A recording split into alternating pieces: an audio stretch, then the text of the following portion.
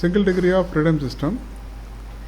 So in structural dynamics context, the term single degree of freedom system refers to a single storage structure subjected to any time varying force. So why it is termed as a single degree of freedom system? In order to understand that, we will first see what is meant by lumped mass system.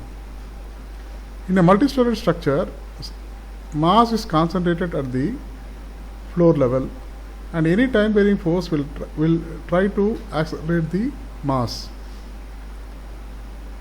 So in such systems, so the displacement due to time varying force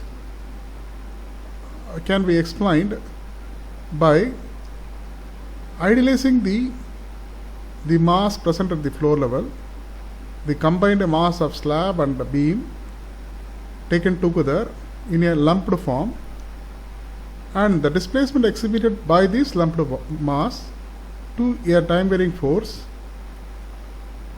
is recorded, and the displacement exhibited by the structure at any point of time can be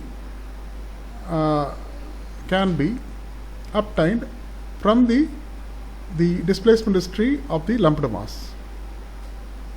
So here in this figure, a single storage structure has been given. It is subjected to f of t. Due to the force, the structure exhibits a oscillatory motion.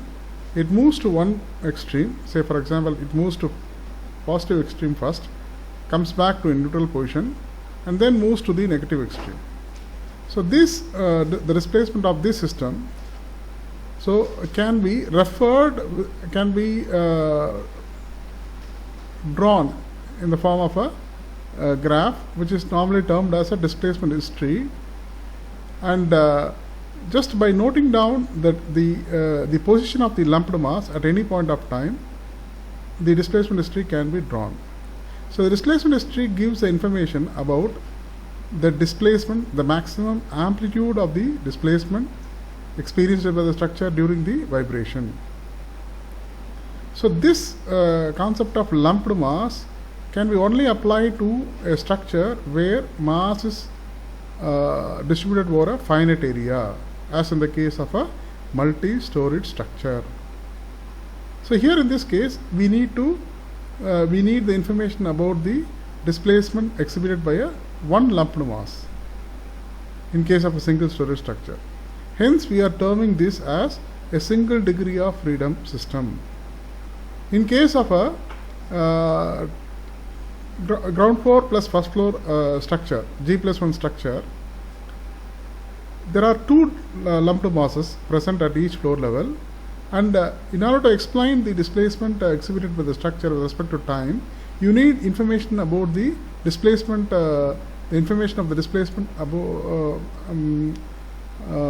two lumped masses with respect to time. Then only we can able to establish or we can draw the displacement history. So in such cases, since the information about two lumped masses is required in order to explain the displacement history or the displacement pattern exhibited by the structure to any time varying force, such systems are termed as 2 degree of freedom system.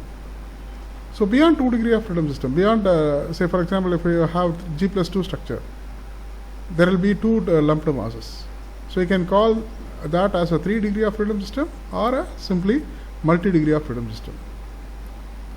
So degree of freedom system refers the number of lumped masses which is present in the system and whose displacement information is required in order to clearly depict the displacement pattern exhibited by the structure to any time varying force. So this idealization is only possible for a multi-storage structure where mass is distributed over finite area.